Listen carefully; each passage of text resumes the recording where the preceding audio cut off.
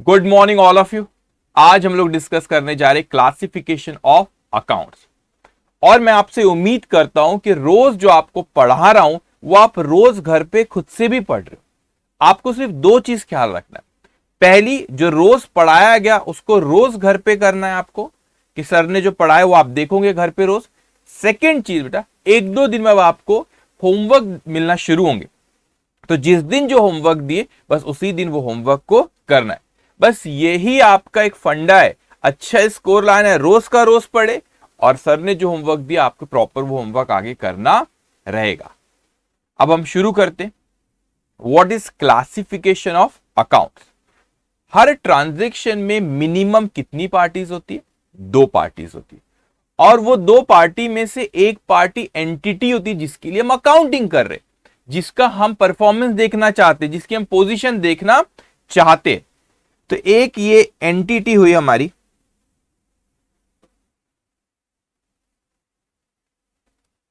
और दूसरी पार्टी जो रहती है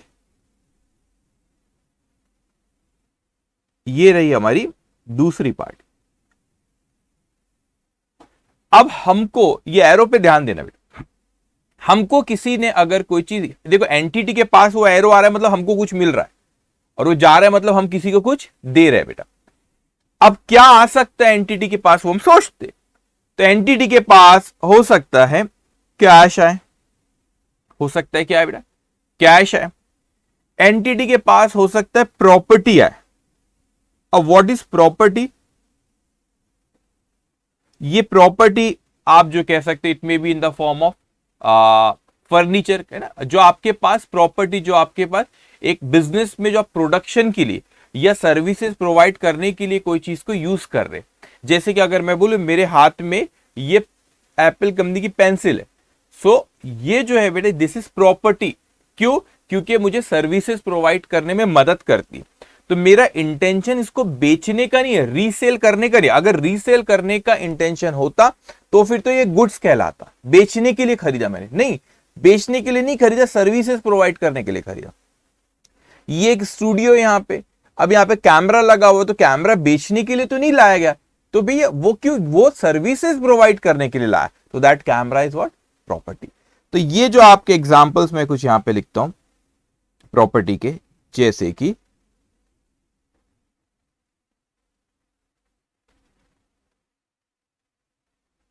और बिल्कुल भी ओवर कॉन्फिडेंस में नहीं जाना। मैं आपको डांट नहीं रहा, मैं आपको समझा रहा हूं। देखो साइंस वाले जो होते हैं ना वो खामोशी से सुनते हैं, उनके लिए नया होता है। अभी कॉमर्स वाले रहते हैं, उनको लगता है सर ये तो पढ़ा है। अरे बिल्कुल, अभी कुछ रुको ना, अभी थोड़े दिन, एक दो दिन मिलेंगे। अच्छा ये भी नहीं पता था यार हमको, ये फंडा भी नहीं पता। इतना इंपॉर्टेंट होता शुरुआत का, आपको शायद इसका इंपॉर्टेंस का भी अंदाजा नहीं हो रहा। ये चैप्टर सबसे इंपॉर्टेंट, अगर आपको लगता है आता है, नहीं कई चीजें रहती बेटा, नहीं आती, कई चीजें रहती। तो सबसे इंपॉर्टेंट रहता है अभी आप इस चैप्टर को बहुत इंपॉर्टेंस दोगे, बहुत अच्छे से हर चीज करोगे, और फिर आगे के चैप्टर बहुत आसान होते जाते हैं। ये बेस स्ट्रांग होना जरूरी है। तो सबसे पहले मैंने कहा कि प्रॉपर्टी को कहा कि जो हमको प्रोडक्शन या सर्विसेज प्रोवाइड करने में मदद करती है। प्रोडक्शन हम कोई चीज करते, कोई चीज बनाते, तो बनाने में मदद करती है। मैं यहां पे कुछ एग्जाम्पल कहूं तो मशीनरी, ओके, उसके बाद फर्नीचर, ठीक है, फर्नीचर हो गया। उसके बाद आप हो सकते हैं आपके पास बिल्डिंग है, बिल्डिंग है, ठीक है। अब ये भी हो सकता है बेटा कि हमारे पास ये जो चीज है टेंजिबल और इंटेंजिबल। सर ये इंटेंजिबल चीज कौन सी होती है, इंटेंजिबल चीज कौन सी होती है?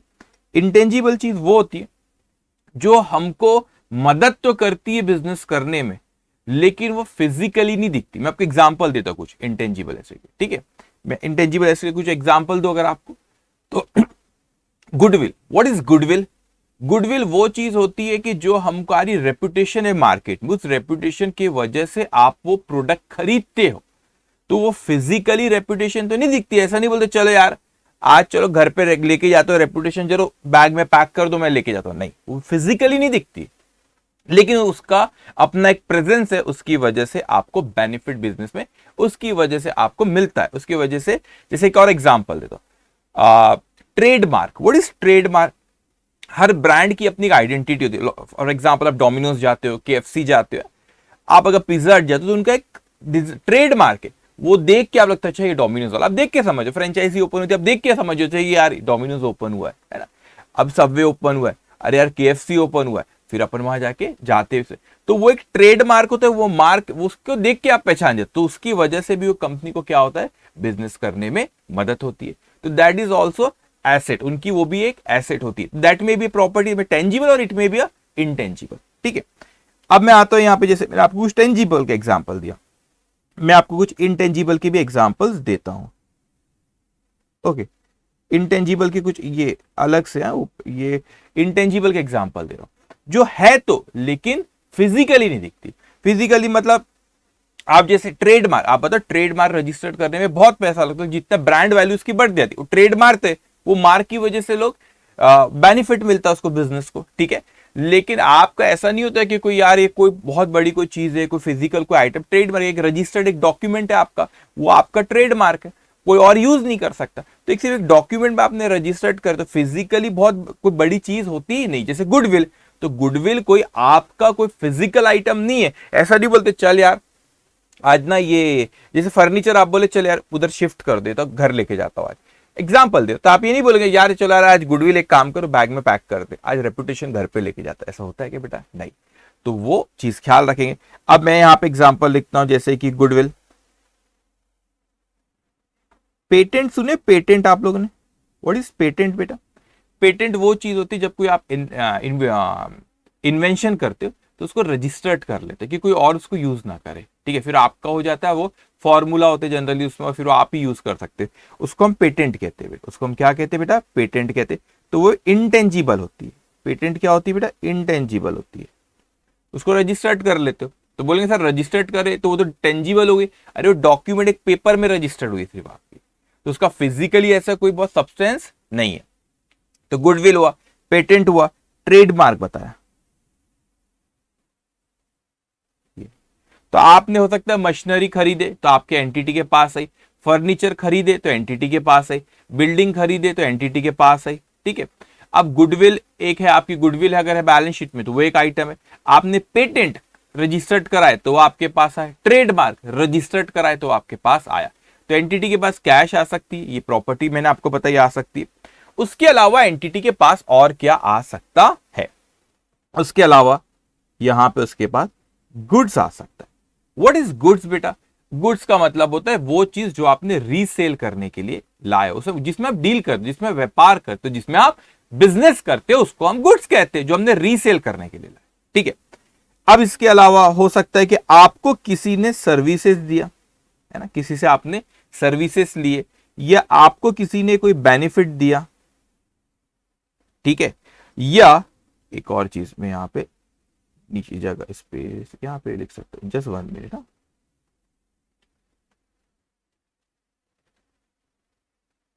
ओके, ठीक है, आपने गुड्स खरीदे। गुड्स कौन सी चीज होती है? जो रीसेल के लिए लिए।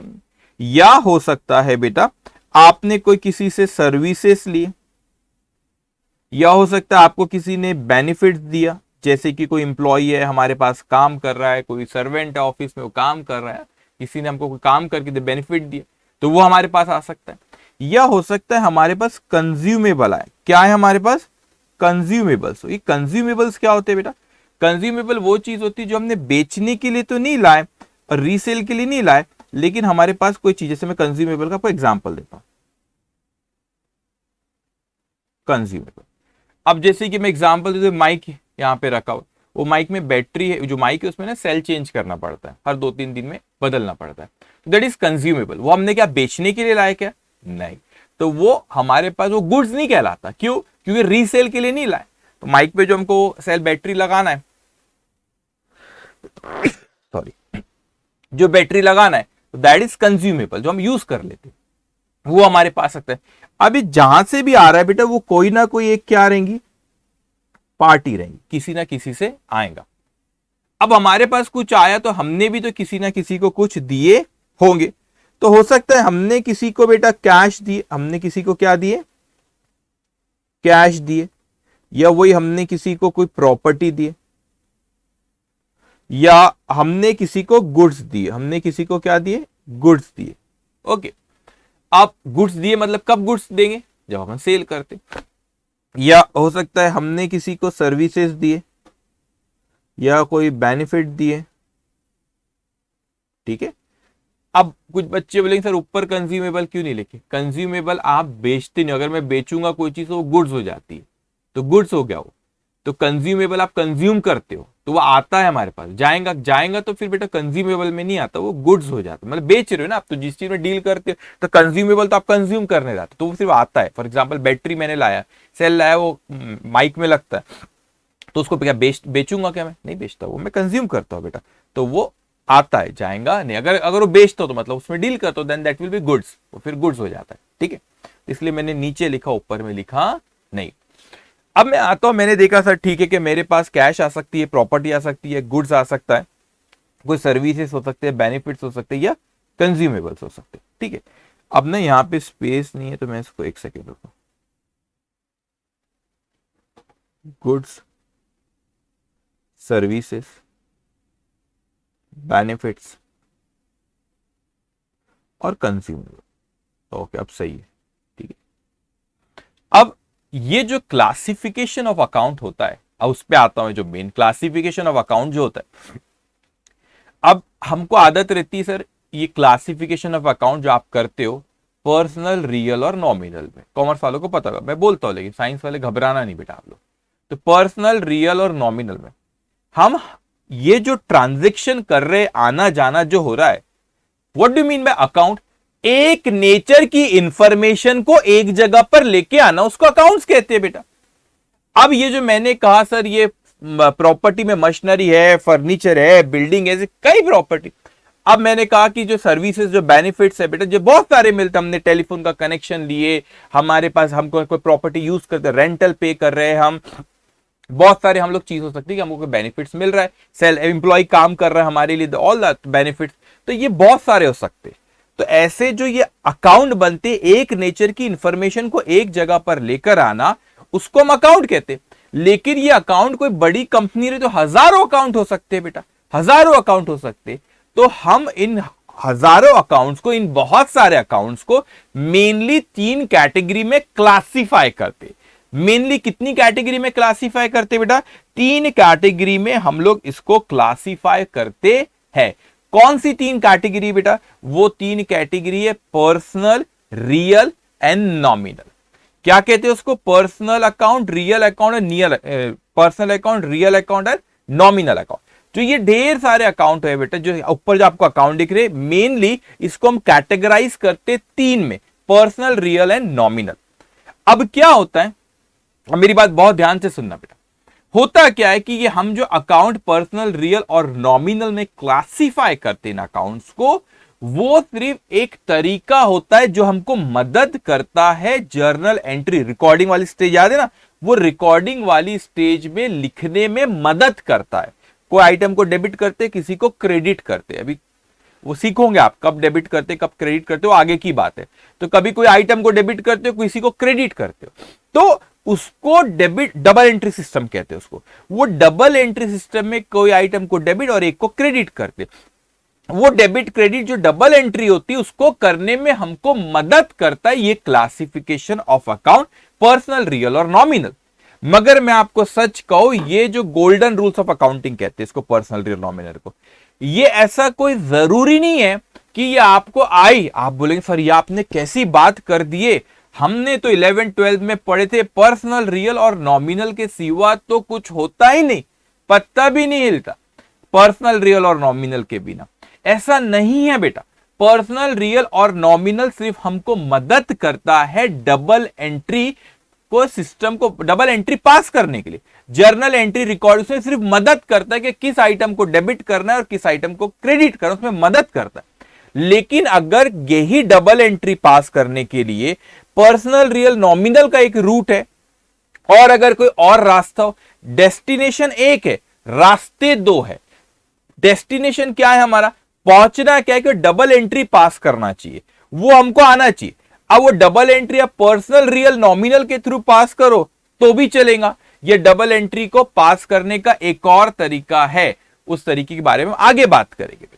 तो सर क्या दोनों तरीके आना चाहिए? हाँ, दोनों तरीके आपको आना जरूर चाहिए, लेकिन कोई कानून क्या एंट्री पास कर रहे हो, जब आपने कोई एंट्री पास की, जब आपने डबल एंट्री फॉलो करे, तो आपने डेबिट क्रेडिट सही करे कि नहीं वो जरूरी है।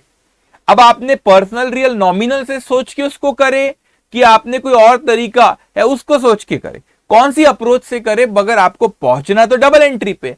आपको ऐसा रूल नहीं होता कि पर्सनल रियल नॉमिनल से ही करो, कोई रूल नहीं है ऐसा। एग्जामिनेशन में आ सकता है तो हम पढ़ रहे, और आपको आना भी चाहिए पर्सनल रियल नॉमिनल का। ऑब्वियसली आपने 11-12 बोल के सर तो बेसिक था, इसके में हिलता नहीं था कुछ भी, तो एकदम स्ट्रिक्ट, बिल्कुल। अरे भाई उसके एक जरिया है आपको डबल एंट्री पास करने का, और एक कोई रास्ता हो तो वो रास्ते जो, एंड मेरी बिलीव मी, जब आप आगे थोड़ी हम स्टडी में आगे बढ़ते जाओगे, आप देखोगे ये जो ढेर सारे अकाउंट होते वो पर्सनल रियल और नॉमिनल में कभी कभी फिट नहीं बैठता है, कभी कभी फिट नहीं बैठता, तो टेंशन नहीं लेना फिट नहीं बैठता। कुछ कुछ एडवांस चीजों में आप देखोगे कि कुछ आइटम ऐसे तो जो पर्सनल रियल नॉमिनल की कैटेगरी में फिट नहीं बैठते। अब वो फिट नहीं बैठते तो कैसे करना, कि एंट्री पास नहीं करना, एंट्री तो पास करना, एक और तरीका एसेट लायबिलिटी इनकम एक्सपेंस के थ्रू, इंक्रीज डिक्रीज के थ्रू से करते बेटा, तो वहां पे हर चीज फिट होती है। अब अच्छे से समझना मैं क्या कह रहा हूं। तो होता है क्या है कि हमको लगता है सर पर्सनल रियल नॉमिनल से करो, नहीं वो एक तरीका है, आना चाहिए, लेकिन ऐसा नहीं कि भाई उसके बिना नहीं, उससे करो। अगर आपको आसानी वो एसेट लायबिलिटी इनकम एक्सपेंस से भी एक तरीका होता है इंक्रीज डिक्रीज से, वो तरीका आसान लगता है तो उसके तरीके जाओ। बल्कि कोई कभी कभी आगे एडवांस में होगा कि कोई ये पर्सनल रियल नॉमिनल में फिट नहीं बैठ रहा तो दिक्कत जाती है, आप वो तरीके से सोच के देखो, आपको डबल एंट्री आ जाएंगी। तो तरीका होना, एंड बिलीव मी आना दोनों चाहिए, लेकिन बिलीव मी ज्यादा अच्छे से जो दूसरा तरीका रहेगा वो आना चाहिए। जब मैं सीए इंटर में पढ़ा, तो जब मैं अपनी स्टूडेंट लाइफ बताता हूं, मैं सीए फाइनल में था, सीए इंटर में था, तो जब मैं पढ़ता था बिलीव मी मैं पर्सनल रियल नॉमिनल से नहीं पढ़ता था, मेरे को डबल एंट्री आना चाहिए। पर्सनल रियल आती दोनों, लेकिन पर्सनल रियल नॉमिनल से ज्यादा अच्छे से स्मूथली वो asset liability income expense increase decrease का जो तरीका उससे हो जाती है, और एडवांस एंट्री भी उससे आसानी से हो जाती, तो उससे फटाक से होता था बेटा, तो वो ज्यादा बेहतर तरीका। और आप एक और चीज बता दो, जो कॉमर्स के स्टूडेंट आपने फाइनेंशियल स्टेटमेंट बनाए 11-12 में, तो फाइनेंशियल स्टेटमेंट रहता है हमारा ट्रेडिंग पीएनएल अकाउंट और बैलेंस शीट बेटा, तो जब आप सीए बन जाओगे बहुत ही एक इंपॉर्टेंट प्लेस पे आपको रखा जाता है कोई ऑर्गेनाइजेशन में, और जब वो ऑर्गेनाइजेशन में आप देखते हो तो आपको बोलता है कि सर मेरे को बताओ एसेट कितनी है, लायबिलिटी कितनी है, आप बोर्ड ऑफ डायरेक्टर को सपोज रिपोर्ट कर रहे हो, एसेट कितनी है, लायबिलिटी कितनी, इनकम कितनी, एक्सपेंस कितने, ये बताया जाता है। तो वो तरीका है, आप वो नहीं पूछता बताओ पर्सनल कितना, रियल कितना। आज तक जिंदगी में मैंने रियल लाइफ में अपने मतलब ऑफिस में बैठ के कभी पर्सनल रियल नॉमिनल नहीं किया, कभी नहीं किया। मतलब एसेट कितनी, लायबिलिटी कितनी, इनकम एक्सपेंस बताओ, वो तरीके से सोचते हैं। तो तरीके दो है, मगर ऐसा नहीं हो जाना कि एक कोई पकड़ लिया अपन ने पर्सनल रियल नॉमिनल, नहीं इसके बिना नहीं होता। अरे वो डबल एंट्री पास करने में सिर्फ मदद करता है, उससे ज्यादा उसमें कुछ भी नहीं, ठीक है। तो आप बोलेंगे सर आपने कैसी बात कर दी है, 11-12 में तो हमको आदत थी कि पर्सनल रियल नॉमिनल बोले तो क्या चीज है, ठीक है। एक तरीका है बस डबल एंट्री पास करें, तो अपन उस पर भी डिस्कशन कर रहे हैं, आगे चलेंगे, इससे करेंगे, दूसरे तरीके से भी करेंगे, फिर जो इस आपको लगा कंफर्टेबल है वो तरीके से करते जाएंगे हम आगे। ओके चलिए, अब मैंने देखा कि हमारे पास कोई चीज आ रही हो, कैश हो सकती है, प्रॉपर्टी हो सकती है, गुड्स हो सकती है, सर्विस बेनिफिट्स हो सकते हैं, कंज्यूमेबल हो सकते हैं।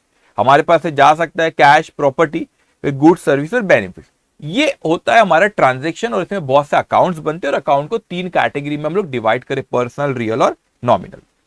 अब हुआ क्या बेटा, अगर आप यहां पे अच्छे से देखोगे, ध्यान से समझते जाएंगे बेटा, ये जो आपने देखे यहां पे, ये चीजें जो देख रहे हो आप यहां पे, ये होती है आपकी एसेट, दिख रही ना एसेट, ये क्या है बेटा, ये हमारी एसेट होती है।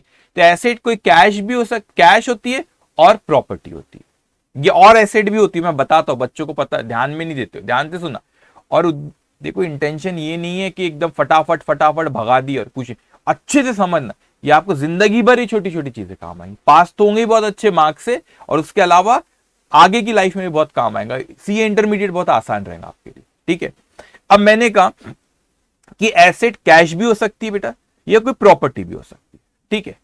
अब क्या होता है कि कभी आप किसी से कोई चीज आपने क्रेडिट में, उधारी में किसी को बेचे, सेल किए, तो ऊपर वाले आइटम में देखो, या यहां पे देखो, आपने किसी को उधारी में बेचे, ये जो गुड्स है ना, ये जो गुड्स हुआ बेटा आपका, आपने इसको, ये क्या है, ये गुड्स आपके पास से गया मतलब ये सेल है, ये आपके पास गुड्स आया मतलब आपने परचेस किया बेटा, परचेस किया। तो भाई यहां पे जब मेरे पास से गुड्स गए, सॉरी, जब यहां से गुड्स गया मेरे पास, तो ये सेल हुआ है बेटा मेरा। अब ये जो सेल हुआ यहाँ पे तो हो सकता है कि कैश सेल हुआ, बेचे, इसको हमने गुड्स दिए और ये इमीडिएटली हमारे पास से कैश आ गया, ये हो सकता है। लेकिन हो सकता है गुड्स बेचे लेकिन उसने इमीडिएटली नहीं दिया, मतलब इमीडिएटली पैसा नहीं दिया। तो इसका मतलब क्या होता है बेटा, अगर इमीडिएटली उसने पैसा नहीं दिया तो हमको उससे पैसा लेना है, right to receive, right to receive, उससे पैसा अगर लेना है तो ये एसेट क्रिएट होती है। हमने उसको बेचे उधारी में, बेचे उधारी में, पैसा नहीं आया मतलब उससे पैसा लेना है तो उसको हम एसेट कहते हैं, राइट टू रिसीव। अब सब ये भी हो सकता है कि आपने उधारी में खरीदे, अभी ये जो गुड्स यहां पे खरीदे ये आपने उधारी में खरीदे, तो अपने को उसको पैसा देना है, पैसा देना है तो हम उसको क्या कहते हैं बेटा, लायबिलिटी। तो अगर पैसा लेना है तो एसेट और पैसा देना तो लायबिलिटी। एसेट क्या हुआ, right to receive, liability liable to pay. तो यहां पर आप लायबल टू पे, और याद रखना भाई साहब बिजनेस के पॉइंट ऑफ व्यू से सोचना हमेशा, एंटिटी बिजनेस के पॉइंट ऑफ व्यू से मतलब ज्यादा बेहतर वर्ड है कि एंटिटी के पॉइंट ऑफ व्यू, अपन अभी ये एंटिटी है इसके नजरिए से सब सोचना था, जिसके लिए अपन क्या कर रहे बेटा, अकाउंटिंग कर रहे, तो उसके नजरिए से हमको ये सोचना है, ये एंटिटी है बेटा, इसके नजरिए से हमको सोचना है। तो आप उसके नजरिए से सोचो, तो अगर आपने उधारी में बेचे तो हमको लेना है, तो राइट टू रिसीव हो गया, और अगर हमने उधारी में खरीदे तो हमको पे, तो लायबल टू पे, तो ये हो गया बेटा आपका right to receive, right to receive, ठीक है, चलिए राइट टू रिसीव हो गया वो, और ये लायबल टू पे हो गया। तो हमने देखे सर यहां पे एक हो गया, ठीक है। अब यहां पे आपने, यहां पे जो मैंने लिखा हूं बेटा, ये लिखा हूं मैंने ये एक्सपेंसेस। अब मेरे को एक बात बताओ बेटा, हमको किसी ने गुड्स दिया, हमको किसी ने सर्विसेज बेनिफिट दिया, कंज्यूमेबल दिया, तो हमारे लिए खर्चा है कि नहीं, हमको दिया तो हमको भी तो कुछ चुकाना पड़ेगा ना। हमको किसी ने सर्विसेज दिया, हमको किसी ने गुड्स दिया, हमको कोई चीज मिली है तो वो हमारे लिए खर्चा हो गया। क्यों, कोई चीज मिली मतलब इसके गुड्स, सर्विसेज, बेनिफिट और कंज्यूमेबल ये मिला बेटा, तो हमारे लिए क्या हो गया, वो एक्सपेंसेस हो गया। तो ये हमारे लिए हो गया एक्सपेंसेस। क्या हो गया बच्चों, ये एक्सपेंसेस हो गया।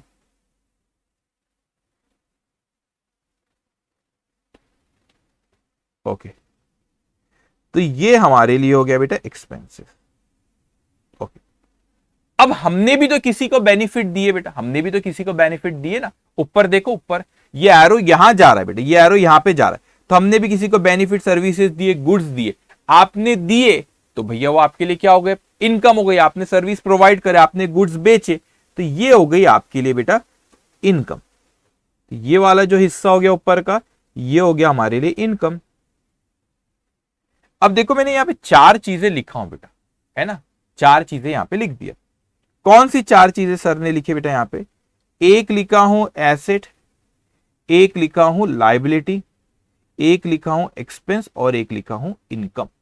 चार चीजें लिखे, इनकम, एक्सपेंस, एसेट, लायबिलिटी लिख दिया। किसी को पैसा देना है, लायबिलिटी। अच्छा एक और चीज, किसी किसी को क्या लगता है कि एसेट का मतलब, ये बड़ा इंपॉर्टेंट है बेटा और इसको ध्यान से सुनेंगे, किसी किसी को लगता है कि एसेट बस यही होती है, कैश जो है और जो प्रॉपर्टी है वही एसेट है। नहीं बेटा, किसी से पैसा लेना है, राइट टू रिसीव, वो भी एसेट होती है। तो अगर आप कॉमर्स के स्टूडेंट हो तो बैलेंस शीट के एसेट साइड को इमेजिन करो, आपको वहां पे कैश भी दिखती थी, प्रॉपर्टी भी दिखती थी और डेटर्स नाम की भी कोई चीज दिखती थी। किसी को आपने एडवांस दिए, लोन दिए, तो उससे पैसा लेना है बेटा। तो होता क्या है आपका यहाँ पे कि आपकी एसेट जो है सॉरी, जो एसेट है बेटा वो आपका ये कैश भी हो सकती है, प्रॉपर्टी भी हो सकती है, और राइट टू रिसीव भी एसेट होती है, राइट टू रिसीव भी एसेट होती है, ठीक है। अब लायबिलिटी मतलब हमें किसी को पे करना है, हमको किसी ने यहाँ पे चीज मिली तो हमारे लिए खर्चा, हमने किसी को दिए ये चीजें, सर्विसेज प्रोवाइड करे, गुड्स बेचे, तो हमारे लिए क्या है, इनकम। अब आप बोलेंगे सर आपने नहीं ऊपर में नहीं लिखे एक चीज, ये ऊपर ही खाली छोड़ दी। बेसिकली बेटा ये एक्चुअल में हमारे पास कोई चीज जनरेट नहीं करता। ऊपर क्या हुआ, जैसे हमारे पास कैश और प्रॉपर्टी आई तो कैश और प्रॉपर्टी जा सकती है, तो कोई चीज वो जनरेट नहीं करता। बेसिकली वो हमारी, ये माइनस का साइन है, बेसिकली वो हमारी एसेट को कम कर देता है बेटा, बेसिकली हमारी एसेट को क्या करता है, कम कर देता है। तो इसीलिए वहां पे वो, उसको मैंने माइनस एसेट के नाम से लिख दिया। अब इतनी ये चीजें बेटा, अब ये जो ढेर सारे ट्रांजेक्शन होते हैं, हजारों जो ट्रांजेक्शन होते, हजारों ट्रांजेक्शन होते, फिर अकाउंट्स बनते खूब सारे। इन अकाउंट्स को तीन कैटेगरी में बांटते, जैसे मैंने आपसे कहा पर्सनल, रियल और नॉमिनल। अब अच्छे से समझना, और ये चीज आपको लिखना है बेटा, ठीक है, ये आपको कहीं नहीं मिलेंगी, इसको आपको लिखना रहता है, ठीक है। नोट्स में अलग तरीके से थ्योरी फॉर्म में लिखा हुआ, ये सब मैं यहाँ पे जो बनाता है एरो, ये सब देखे बहुत इंपॉर्टेंट होती है चीजें। अब नजरिया अपना सोच देखो अभी कैसे करें, इसी पे अपने को बहुत समय देना और अच्छे से बारीकी चीजें एक चीजें को इन चीजों को समझना है। इसको मैंने यहाँ पे 3 कैटेगरी में बांटना है बेटा। अब 3 कैटेगरी में मैं कैसे बांटू, मैं कोई एक कलर यूज कर लेता हूँ, ठीक है। दूसरा 3 कैटेगरी में मैं इसको बांट देता हूं बेटा। एक जो ये आपका यहां पे आप देख रहे हो ना, कैश और प्रॉपर्टी जो होती है वो बेसिकली डील करता है रियल अकाउंट। ये कौन सा अकाउंट है बेटा, रियल अकाउंट कहते हैं इसको। तो कौन सा अकाउंट कहते हैं इसको, रियल। तो ये जो ऊपर में ये रियल अकाउंट है, ये रियल अकाउंट है, ठीक है। कैश और प्रॉपर्टी कौन सा अकाउंट है, रियल अकाउंट रहेगा, याद रखेंगे ये चीज, ठीक है। अब उसके बाद बेटा आपका जाता है एक्सपेंसेस जो रहते, एक्सपेंसेस जो रहते इसको हम कहते हैं नॉमिनल अकाउंट। कौन सा अकाउंट कहते हैं बेटा, नॉमिनल अकाउंट। अब इसे कहते हैं नॉमिनल अकाउंट, और इनकम को भी जो कहते हैं हम कहते हैं इसे नॉमिनल अकाउंट। ये हुआ नॉमिनल अकाउंट, ठीक है। तो एक्सपेंस और इनकम कौन से कैटेगरी में आता है, 3 है, पर्सनल, रियल और नॉमिनल। एक्सपेंस और इनकम किस में आता है, नॉमिनल में। रियल किस में आता है, एसेट कौन, जो कैश और प्रॉपर्टी किस में आती है, रियल अकाउंट में। अब ये जो लायबिलिटी और एसेट है बेटा, मैं कह रहा हूं पार्टी से लेना है या कोई पार्टी को देना है, कोई ऑर्गेनाइजेशन किसी से लेना है या किसी को देना है बेटा। तो ये जो होते हैं बेटा, ये आते हैं हमारे पर्सनल अकाउंट। कौन सा अकाउंट होता है ये, personal account. Right to receive ये कौन सा होता है, पर्सनल अकाउंट। पर्सनल अकाउंट ये होता है हमारा पर्सनल अकाउंट। तो ख्याल रखेंगे, हमने कहे कि भाई बताओ सर ये किस में आते, कैश और प्रॉपर्टी किस में आती है, रियल अकाउंट में। अच्छा, इनकम और एक्सपेंस किस में आते, नॉमिनल अकाउंट में। अच्छा, जो कोई पर्सन है ना, जिससे लेन देन है हमारी बची, लेना देना बचा हुआ है, वो बिजनेस के पॉइंट ऑफ व्यू से सोचना, लेना देना बचा, जो पार्टी के साथ हमारे ट्रांजेक्शन होते और वो पार्टी से लेना देना बचा है, उसको कौन सा अकाउंट बोलते हैं बेटा, हम लोग पर्सनल अकाउंट बोलते हैं उसको, ठीक है। अब मैं पर्सनल, रियल और नॉमिनल और एक बार एक दूसरे तरीके से भी आपको बताता हूं, उसके रूल क्या है वो बताओ। इनफैक्ट अभी जो हमको क्वेश्चन करना है आगे, वहां पे सिर्फ आपको यही देखना रहेगा कि भाई आइटम हमको दिए रहेंगे और ये बताना है कि पर्सनल है कि रियल है कि नॉमिनल है। अगर कोई वो एक्सपेंसेस या कोई लॉसेस भी हुआ, यहाँ पे इनकम और गेन्स भी लिख सकते हैं। गेन वो होती है जो फ्रिक्वेंटली नहीं होती है ना, और एक्सपेंस जो इनकम जो रेगुलरली होते रहती है।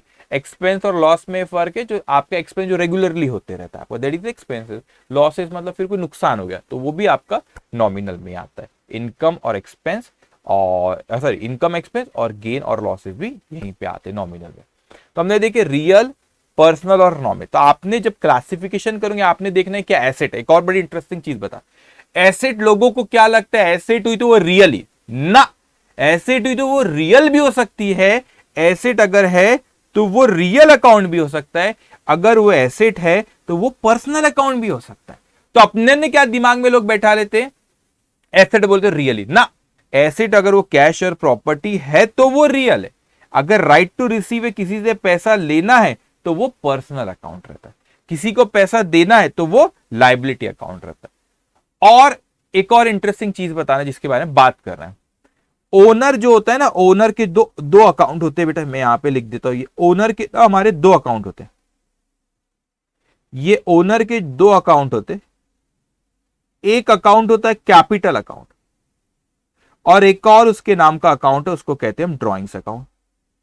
तो ओनर के 2 अकाउंट है, कैपिटल और 2 ड्रॉइंग्स। व्हाट इज कैपिटल, जो ओनर बिजनेस में पैसा लाता है, तो ये ओनर जो बिजनेस में इन्वेस्ट करता है उसमें, उसको हम कहते हैं कैपिटल अकाउंट, ये ओनर है। ओनर बिजनेस में से जो पैसा लेके जाता है, ऑब्वियसली उसको डेली अपने मंथली एक्सपेंसेस बेयर करने के लिए बिजनेस में से कुछ विड्रॉ करता है, उसको हम ड्रॉइंग्स कहते हैं। तो सर ये दोनों ही ओनर के अकाउंट है। तो ओनर कौन है, बिजनेस के पॉइंट ऑफ व्यू से सोचो, बिजनेस के पॉइंट ऑफ व्यू से अगर सोचो तो ओनर ने बिजनेस में पैसा लगा, अपने को एंटिटी बिजनेस है अपना, तो बिजनेस में ओनर ने पैसे लगाए, तो आप ओनर के नजरिए, बिजनेस के नजरिए से सोचे, हमको वो पैसा ओनर को वापस करना है, लायबल टू पे। इसीलिए कैपिटल लायबिलिटी साइड में आप बैलेंस शीट में देखे होंगे आप, we are liable to pay. तो हमारे लिए क्या हुआ, लायबल टू पे, किसी को देना है, तो बिजनेस को देना है, किसको देना है, मैं बिजनेस हूं, मुझे देना है ओनर को, उसने जिसने बिजनेस में पैसा लगाया। तो वो ओनर कौन हो गया, कोई person, I am liable to pay, कोई वो पार्टी है, कोई वो ओन पर्सन है, तो आई एम लायबल टू पे, तो वो कैपिटल अकाउंट भी एक पर्सनल अकाउंट होता है।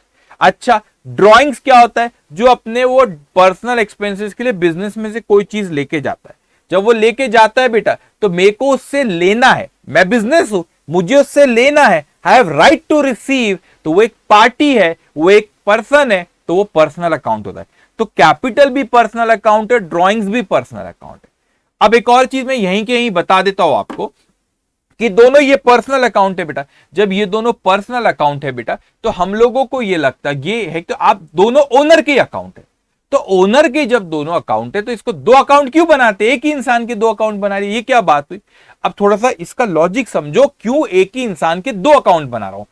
इंसान एक ही ओनर, लेकिन कैपिटल अकाउंट भी उसी का, ड्रॉइंग कैपिटल वो जो बिजनेस में पैसा लगाया, ड्रॉइंग जो बिजनेस में पैसा लेके जा रहा है वो पर्सनल यूज के लिए। तो ऐसा क्यों, इसीलिए बेटा कि हमारा अकाउंटिंग का जो ऑब्जेक्ट होता है वो ये होता है कि हमको इंफॉर्मेशन मिले। अब इंफॉर्मेशन मिले, आप थोड़ा लॉजिकली समझो।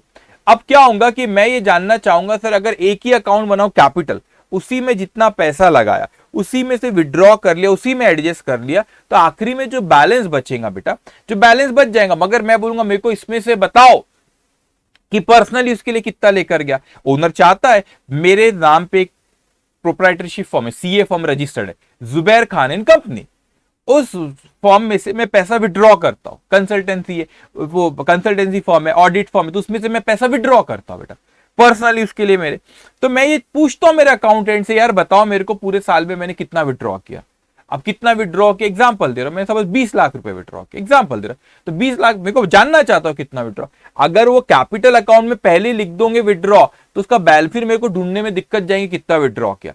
तो इन्फॉर्मेशन मेरे को प्रॉपर कहां मिलती है कि भाई ड्राइंग्स में मैंने, ड्राइंग्स है, भले ड्राइंग्स अकाउंट को बाद में कैपिटल में एडजस्ट कर दो, तो आप जब फाइनल अकाउंट अगर आपने कभी बनाया तो ड्राइंग्स को आप कैपिटल में से माइनस करते थे, लेकिन ड्राइंग्स अलग रखते थे, बैलेंस शीट में लाइबिलिटी साइड में कैपिटल में से ड्राइंग्स माइनस कर देते, लेकिन ड्राइंग्स एक अलग अकाउंट है। क्यों, क्योंकि हमको ये पता चलता है कि अच्छा किसने पर्सनल यूज के लिए विड्रॉ कर, इन्फॉर्मेशन, तो वो एक ऑब्जेक्ट है हमारा, इसीलिए कैपिटल और ड्राइंग्स अलग अलग बनाते हैं। और दोनों ही अकाउंट किसके, ओनर के, ओनर एक कौन है, पर्सन, इसीलिए कैपिटल और ड्राइंग्स अकाउंट भी पर्सनल अकाउंट होते हैं।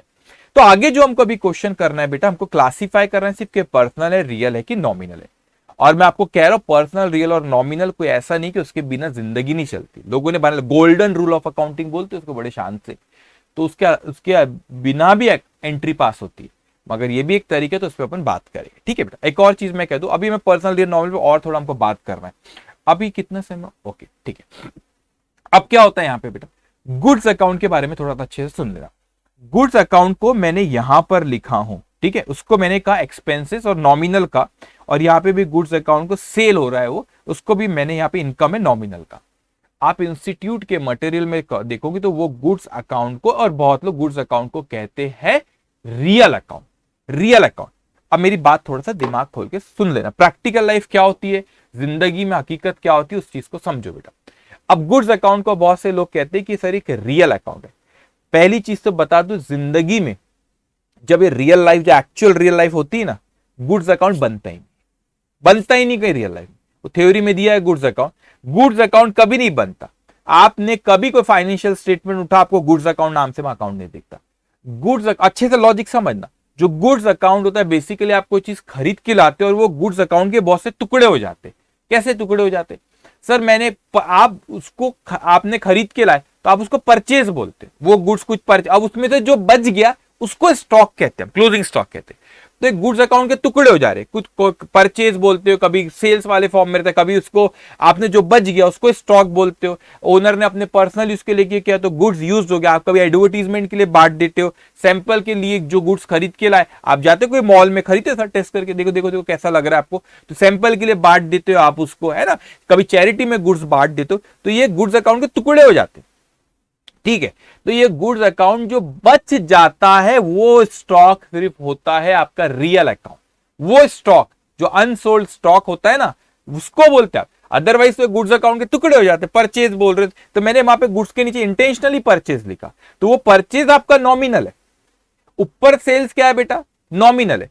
तो आप ये purchase sales nominal account basically goods account के रियल लाइफ में टुकड़े हो जाते। कभी कोई चीज खरीद के लाते हैं तो अपन गुड्स अकाउंट डेबिट कभी नहीं करते, अपन परचेज अकाउंट डेबिट करते। कभी कोई चीज बेचते तो गुड्स अकाउंट नहीं क्रेडिट करते, अपन सेल्स अकाउंट को क्रेडिट करते। तो परचेज और सेल वो नॉमिनल एक्सपेंस और इनकम है।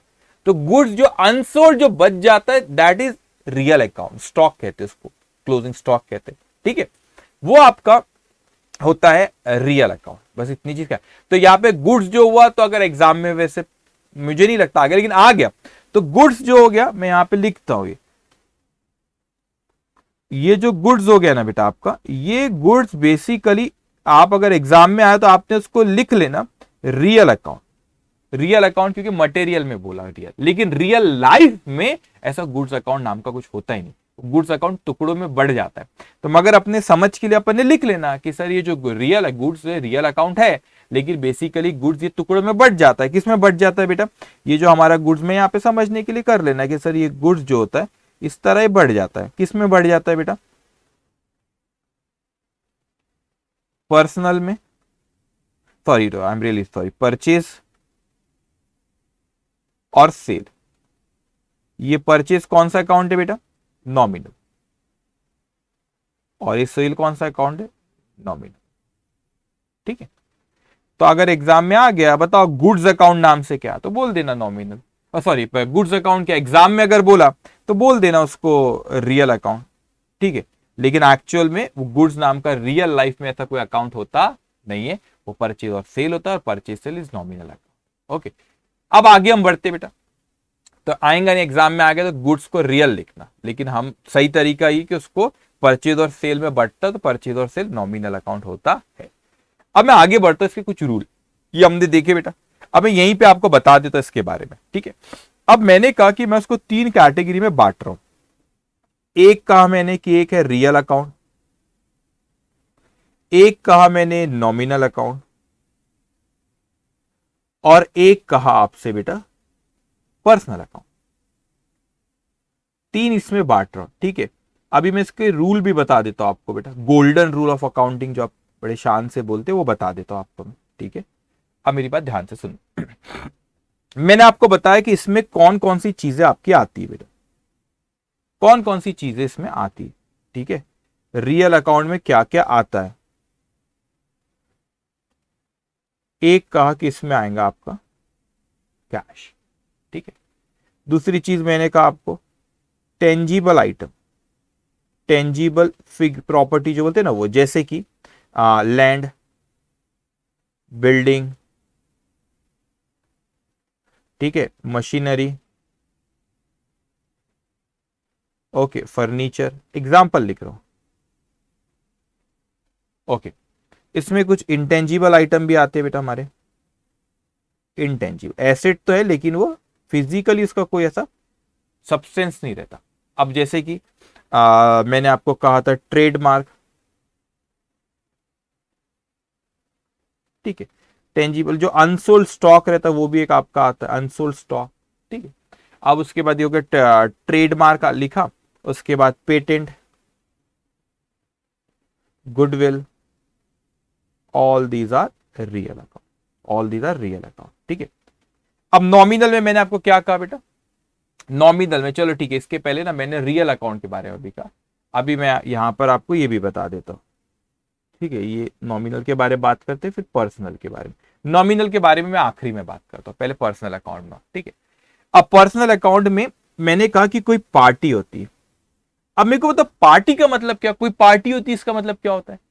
पार्टी का मतलब बेटा क्या वो आपकी और मेरी तरह नेचुरल ह्यूमन बीइंग ही होना चाहिए क्या, वो आपकी और मेरी तरह कोई पार्टी जिसके साथ मेरा ट्रांजैक्शन हो रहा है वो एक नेचुरल ह्यूमन बीइंग भी हो सकता है। राम, श्याम, अमित, सौरभ, सुमित, निखिल, है ना, जुबैर, प्रवीण सर, सूरज सर, ओके। तो वो एक पार्टी एक नेचुरल ह्यूमन बीइंग भी हो सकता है। तो यहां पे जिसके साथ ट्रांजैक्शन हो रहे वो पर्सन जो एक नेचुरल पर्सन भी हो सकता है, ठीक है। अमित, एग्जाम्पल लिख रहा हूं, सुमित, दिख रहा है, अमित और सुमित, एग्जाम्पल लिखा हुआ। अब मेरे को एक बात बताओ, हमारे इस कॉमर्स की दुनिया में पर्सन का मतलब सिर्फ कोई नेचुरल पर्सन ही हो ऐसा जरूरी नहीं। एक बिजनेस को भी एक आप पर्सन मानते हो, वो आपकी और मेरी तरह चल तो नहीं सकता, लेकिन उसकी भी एक अपनी का आइडेंटिटी है, वो भी एक एंटिटी है। तो नेचुरल पर्सन नहीं होता, उसको हम कहते हैं बेटा artificial person. Artificial person example, कोई बिजनेस का नाम मैं अगर दूं तो रिलायंस, बैंक ऑफ इंडिया, है ना, बैंक ऑफ इंडिया। कोई ऑर्गेनाइजेशन, उसको भी हम पर्सन मानते, वो नेचुरल पर्सन नहीं है। वो कौन सा पर्सन है बेटा? आर्टिफिशियल पर्सन है। तो पर्सन में एक नेचुरल पर्सन रहा, वो भी पर्सनल अकाउंट है। एक आर्टिफिशियल पर्सन रहा, कोई ऑर्गेनाइजेशन रही, कोई कंसर्न रही, वो भी क्या हुआ हमारे लिए? पर्सनल अकाउंट में आता है।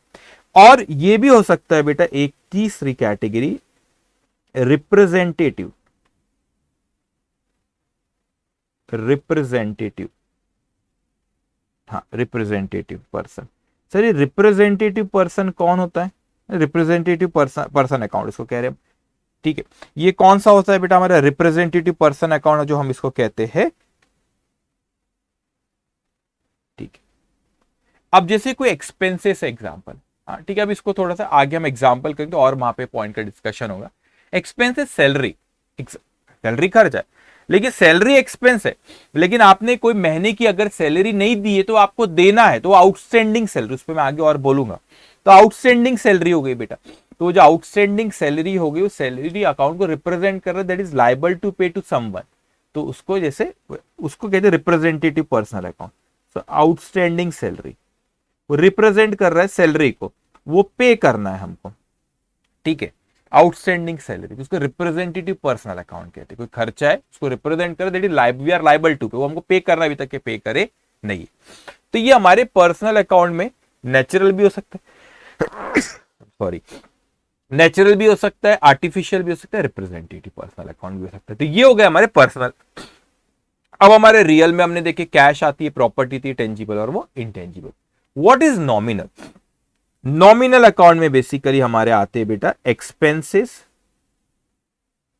और लॉस, ऐसे लिखते रखो, एक्सपेंसेस, लॉस और इनकम एंड गेन। तो पर्सनल नॉमिनल अकाउंट में एक्सपेंस, लॉस और इनकम और गेन हमारे आते हैं। अब इसको हम लोग एक और नाम से बुलाते हैं, उसको कहते हैं टेम्पररी अकाउंट। टेम्पररी अकाउंट क्यों कहते हैं नॉमिनल अकाउंट को? टेम्पररी अकाउंट नॉमिनल अकाउंट को इसीलिए कहते हैं कि वो उसी साल खत्म हो जाते। कैसे? अब सोचो इनकम और एक्सपेंस आप लिखते हो इस अकाउंट में, तो जब आप नॉमिनल अकाउंट में इनकम और एक्सपेंस लिखते हो, इसका नेट इफेक्ट क्या होगा वो सोचो बेटा। इसका नेट इफेक्ट क्या होगा? इसका नेट इफेक्ट या तो फिर प्रॉफिट होगा या तो फिर क्या होगा? लॉस होगा, है ना। ये तो फिर प्रॉफिट होगा, लॉस होगा। ये प्रॉफिट और लॉस ओनर को देते हैं। ओनर का अकाउंट कौन सा अकाउंट होता है बेटा? Capital account. तो ये कैपिटल अकाउंट में अल्टीमेटली ट्रांसफर हो जाते हैं। क्यों? क्योंकि भाई इनकम और एक्सपेंस लिख रहे हो, प्रॉफिट या लॉस होगा, वो प्रॉफिट और लॉस ओनर के अकाउंट में ट्रांसफर करते, तो अकाउंट को कहते हैं कैपिटल। अब ये तो फिर ये सारे अकाउंट इसीलिए क्या हो जाते हैं बेटा? क्लोज। इसीलिए नॉमिनल अकाउंट को टेम्पररी कहते हैं। वो नेक्स्ट ईयर कैरी फॉरवर्ड नहीं होता, उसका प्रॉफिट ओनर के अकाउंट में ट्रांसफर होता है। तो रियल, पर्सनल और अब आप रियल अकाउंट देखोगे, वो कैश जो रखी बिजनेस में रखी, कुछ बच गई तो अगले साल उसको यूज करते। एसेट है, मशीनरी, लैंड एंड बिल्डिंग, वो तो आगे यूज होती है बेटा, है ना। किसी से लेन देन बची है तो आगे लेन देन भी हमको करना रहता है। किसी से लेना है तो ऐसा नहीं साल खत्म हो गया तो अब नहीं लेंगे। किसी को पे करे, अब तो साल खत्म हो गया अब नहीं पे करेंगे हम तेरे को, ऐसा नहीं होता, अगले साल लेना देना होगा वो। तो इसलिए रियल अकाउंट और पर्सनल अकाउंट कैरी फॉरवर्ड होते, और जो नॉमिनल रहता है टेम्पररी नेचर के होते, उसका प्रॉफिट और लॉस आप कैपिटल अकाउंट में ट्रांसफर कर देते, इसलिए उसको टेम्पररी अकाउंट कहते हैं। अब क्या होता है कि गोल्डन रूल्स ऑफ अकाउंटिंग जो इसको कहते हैं बेटा, ये रियल, पर्सनल, रियल, नॉमिनल और पर्सनल अकाउंट है, ठीक है। अब इनके कुछ रूल है, आप उस चीज को ख्याल रखोगे बेटा। अब यहां पे मैं लिखता हूं बेटा, और मैं पहले ही कहता हूं, ये ना कोई पत्थर की लकीर नहीं है कि ऐसी करना है आपने। अरे दूसरा तरीका है, वो भी बताऊंगा आपको आगे। इस सिलेबस में तो हम पढ़ रहे, तो पर्सनल, रियल, नॉमिनल से करो। अगर आगे चल के आपको लगता है नहीं यार इससे बेहतर दूसरा तरीका है, अल्टीमेटली डबल एंट्री पास होना चाहिए, दूसरा तरीका ज्यादा अच्छा है, वो अच्छे से हो रहा है, उससे जाओ। कोई नहीं पूछने वाला जिंदगी में तुमको पर्सनल रियल नॉमिनल, एंट्री पास करना आना चाहिए, वो कैसे भी करो आप, ठीक है। मगर इसको भी हम पढ़ लेंगे। तो यहां पे लिखता हूं मैं amount to be debited, amount to be debited, amount, ये एक काम करो ऐसे लिखता हूं, 2 मिनट रुक जाओ। यहां पर बेटा जो भी रियल अकाउंट का कुछ रूल है, डेबिट क्रेडिट, ये डेबिट क्रेडिट क्या होता है, it's like plus and minus बेटा। आप मैथ्स की दुनिया में प्लस एंड माइनस बोलते, हम लोग यहाँ पे उसको डेबिट क्रेडिट बोलते, ठीक है, अपन देखेंगे आगे। अब डेबिट करना है हमको, कोई प्लस और माइनस इट्स लाइक है। अब इसका एक इक्वेशन भी बनता है प्लस प्लस प्लस, वो मैं आगे बताऊंगा, अभी बस आप इस पे ध्यान दो, इसके रूल्स क्या है उसको ध्यान दो। तो डेबिट और क्रेडिट है बेटा, तो जब भी यहाँ पे रियल अकाउंट कहते हैं व्हाट कम्स इन, जब भी कोई हमारे पास ऐसे ये कैश और प्रॉपर्टी आई तो हम उसको डेबिट करते। व्हाट गोज आउट, जब भी हमारे पास से वो गया, देखो मैंने बताया था ना बेटा आपको, जब वो ये आएगा, ये आएंगी कैश और प्रॉपर्टी, तो ये रियल अकाउंट, उसका रूल कहता है डेबिट करो। जब भी वो जाएगा, वो रियल अकाउंट है, उसको कहता है क्रेडिट करो। तो मैंने क्या किया बेटा, जब भी मेरे पास ये कैश और प्रॉपर्टी आएंगी, व्हाट कम्स इन, तो मैं उन्हें डेबिट करूंगा। जब भी वो जाएगा मैं उसे क्या करूंगा बेटा, क्रेडिट करूंगा। नॉमिनल अकाउंट कहता है उसी तरह बेटा, डेबिट करो और क्रेडिट करो। डेबिट किस चीज को करना रहता है सर, डेबिट करना रहता है एक्सपेंसेस को और लॉसेस को, एक्सपेंसेस को और लॉसेस को, और क्रेडिट करना रहता है इनकम हुई और अगर कोई गेन हुई तो उसको क्रेडिट करते हैं हम लोग, ठीक है। अब देखो यहां पे बेटा, यहां पे जब हमको सर्विसेज किसी से मिली या गुड्स मिला तो हमको ये हमारे लिए खर्चा है, खर्चा है, तो ये नॉमिनल अकाउंट है। जब हमने किसी को सर्विसेज दी है तो ये इनकम है, तो ये इनकम को क्रेडिट करते, ये ऊपर क्रेडिट वाला आइटम है। जब ये हमारे पास से जा रहा है तो इसको क्रेडिट करते, व्हाट रियल अकाउंट है, व्हाट गोज आउट क्रेडिट, ये इनकम है, nominal account credit, all income और गेन्स शुड बी क्रेडिटेड। ये आया कैश और प्रॉपर्टी, पहले तो कैश और property real account, real account है बेटा, तो आया व्हाट कम्स इन, आया तो क्या करते हैं डेबिट। ये एक्सपेंस है, ये expense is nominal account, nominal account से all expense should be debited, okay. तो ये हुआ सर। ऐसी पर्सनल अकाउंट का भी कुछ, हाँ पर्सनल अकाउंट भी कुछ कहता है। पर्सनल अकाउंट कहता है डेबिट उसको करो जो रिसीवर है बेटा, जो रिसीवर पार्टी है उसको। क्रेडिट देखो, एंटिटी को डेबिट क्रेडिट नहीं करना है, ये receiver from entity, giver to entity, हमसे जिसने लिया और जिसने हमको दिया वो रिसीवर और गिवर है। तो अगर वो रिसीवर है मतलब हमने उसको दिया तो उसको डेबिट करो, अगर वो गिवर है तो भैया उसने हमको दिया तो उसको क्या करते अपन, क्रेडिट करते, ओके। तो receiver from entity, giver to entity, ठीक है, ये चीज ख्याल रखना। अब मैंने देखा कि पर्सनल रियल नॉमिनल इनके रूल है डेबिट क्रेडिट के, इसको अपन करेंगे प्रैक्टिस आगे क्वेश्चन में। तो हमने देखो इतनी देर इसी पे डिस्कशन हुआ सिर्फ हमारा।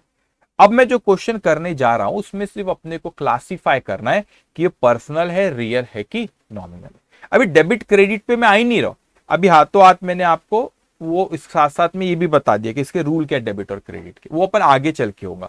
तो धीरे धीरे एक एक सीढ़ी आपको ऊपर चढ़ा रहा और संभल के चढ़ना। जब आप पक्के हो जाओगे ना इसमें बेस में, फिर देखो आगे कैसा मजा आएगा। यूं खेलोगे अकाउंट्स के साथ, यूं बहुत आसानी से करूंगा। अरे बोलेंगे ये है, विथ लॉजिक बोलेंगे ये ऐसा इसलिए ऐसा होता है, उसको बोलते प्रोफेशनल। रट्टा मार के बोलोगे ज्यादा दिन नहीं चल पाती वो गाड़ी, ठीक है। अब मैं आता हूं बेटा नेक्स्ट क्वेश्चन पे जो आपके नोट्स में, क्वेश्चन नंबर 3 बेटा, ठीक है, क्वेश्चन नंबर 3। अब सुनो, आपके पास नोट्स है ऑलरेडी, आप चाहो तो यहां पर भी लिख सकते हो चीजों को। पर्सनल रियल, यहां पे बोला state whether the following statement are real, personal और नॉमिनल, कौन सा अकाउंट है वो पूछा। आप यहां पर भी लिख सकते हो पर्सनल, रियल, नॉमिनल, ठीक है।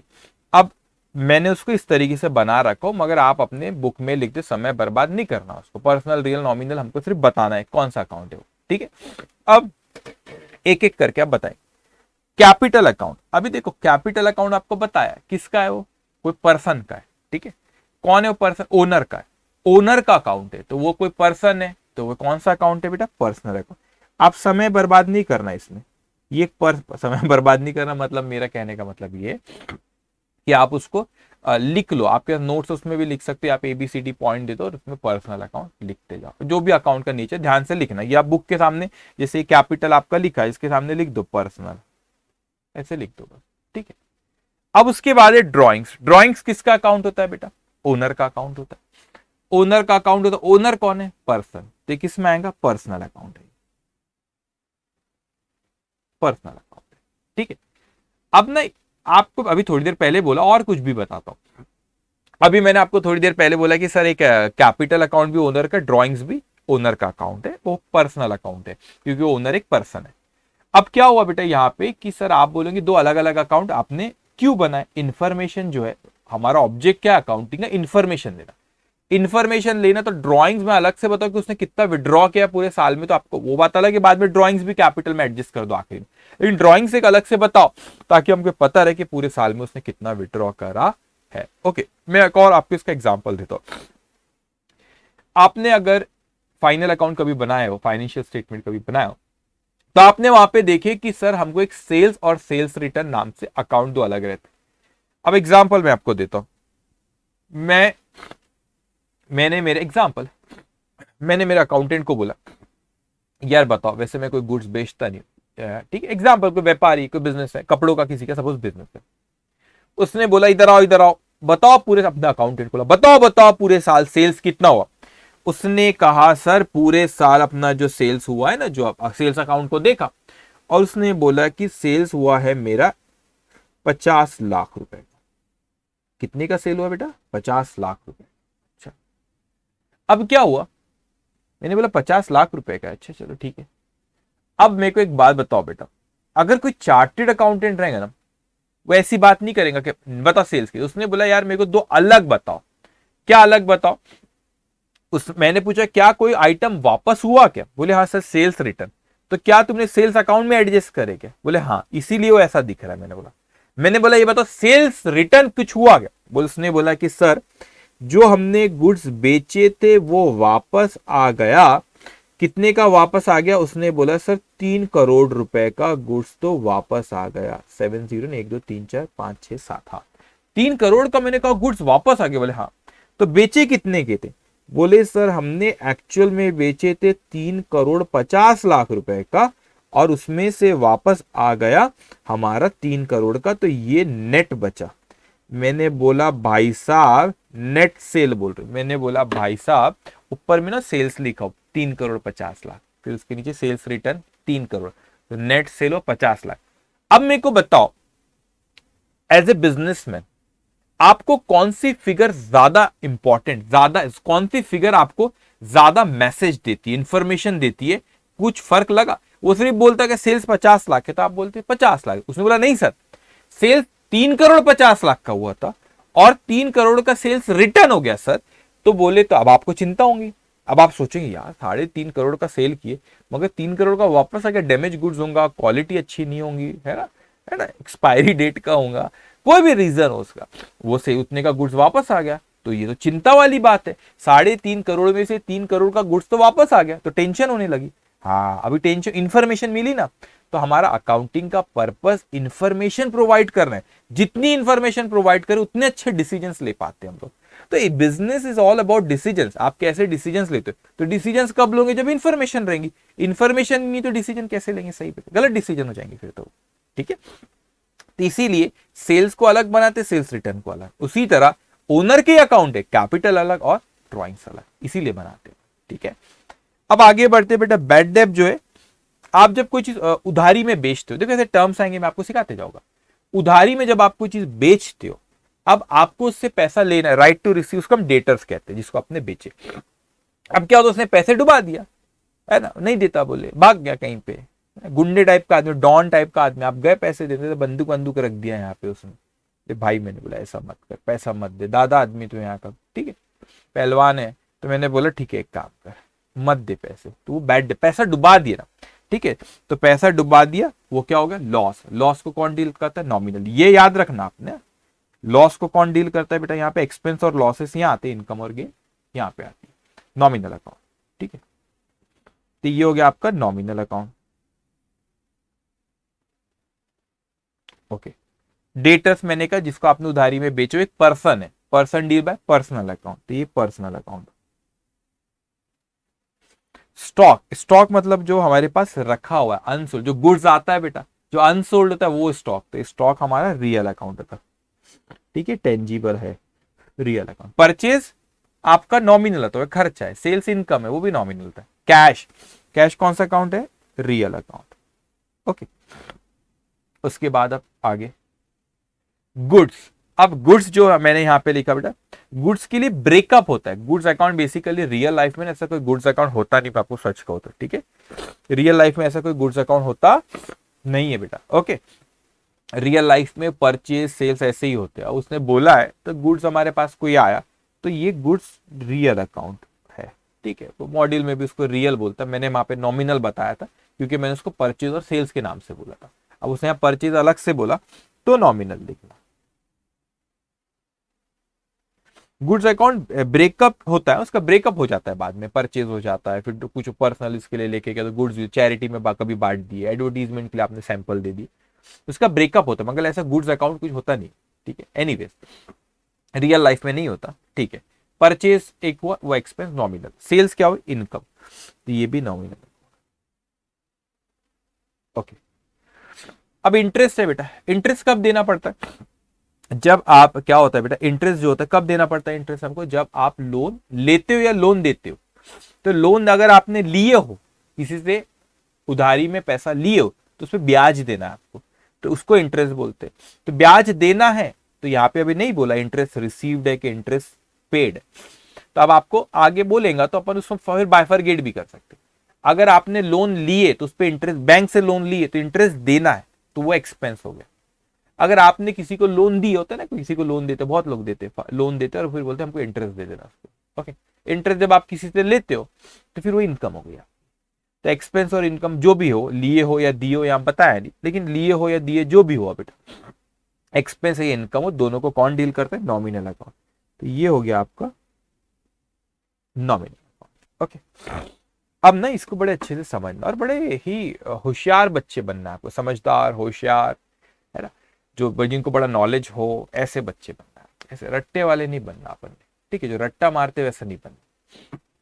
सैलरी आउटस्टैंड और अकाउंट की सबसे खूबी ये है, दूसरे सब्जेक्ट का तो मैं नहीं बोलूंगा, ये मेरा एरिया अकाउंट है, खूबी ये कि आपको कुछ भी याद नहीं करना पड़ता, याद करो तो बड़ा प्रेशर आता है दिमाग में, याद नहीं करना पड़ता, आपको समझना पड़ता बेटा, ठीक है, अब आपको समझना पड़ता उसको। अब जैसे नेक्स्ट आइटम दिए थे सैलरी आउटस्टैंडिंग अकाउंट, अब ये जो है ना ये पर्सनल अकाउंट है, जब आप बोलेंगे सर पर्सनल अकाउंट क्यों हो गया, सैलरी खर्चा है, तो सैलरी जो होता है, सैलरी आपका होता है नॉमिनल अकाउंट, लेकिन ये सैलरी आउटस्टैंडिंग अकाउंट है, इसका मतलब हमें अभी ये सैलरी पे करना। और एक और चीज बेटा, सैलरी आउटस्टैंडिंग अगर मैं बोलूं तो पूरे अच्छे से दिमाग खोल के सुनना बेटा, अभी सैलरी आउटस्टैंडिंग अगर मैं बोलूं तो वो it may be either receivable और पेबल। सर रिसीवेबल कैसी बातें कर रहे हो, आप सोचो सब, मैं सैलरी को मैं ना थोड़ा सा वर्ड चेंज, तो चलो वर्ड अब सैलरी अपन वैसे का सैलरी रहने देते, मैं बिजनेस हूं, एग्जाम्पल समझाने, आप मेरे एम्प्लॉय हो, आप मेरा जॉब करते हो, अब मैं मंथ एंड हो गया, मैंने बोला मुझे आपको सैलरी दिया नहीं, देने का है बेटा, दिया नहीं अभी तक, नहीं दे पा रहा हूं, देना है मेरे को, तो मुझे आपको देना, आउटस्टैंडिंग मुझे आपको देना है बेटा, लेकिन तो ये मेरे लिए क्या हो गया बेटा, लाइबिलिटी हो गया, लाइबल टू पे, आपको लेकिन मुझसे लेना है, तो आपको मुझसे लेना, you have the right to receive, तो ये आपके लिए एसेट हो गई, तो एक इंसान के लिए लाइबिलिटी तो एक इंसान के लिए एसेट, ऐसा हो जाता है। लेकिन I am liable to pay, you have the right to receive बेटा, तो सैलरी आउटस्टैंडिंग जो अभी पे करी नहीं गई है, तो हमको पे करना है, किसको पे करना है, अभी रिप्रेजेंट कर रही, किसको कर रही रिप्रेजेंट, सैलरी को। सैलरी आपका कौन सा अकाउंट है, नॉमिनल अकाउंट है, लेकिन ये सैलरी आउटस्टैंडिंग मतलब आपको किसी को देना है, कोई पार्टी को अभी देना है बेटा, तो ये सैलरी आउटस्टैंडिंग कौन सा अकाउंट होता है बेटा, पर्सनल अकाउंट होता है, पर्सनल रिप्रेजेंटेटिव पर्सनल बोलते हैं ना, वो अकाउंट है, तो रिप्रेजेंट सैलरी को कर रहा है, लेकिन हमको किसी को पे करना है बेटा, किसी को पे हमको करना है बेटा, जब किसी को आपको पे करना है तो वो एक पार्टी है, तो कौन सा अकाउंट हो गया, पर्सनल, ओके।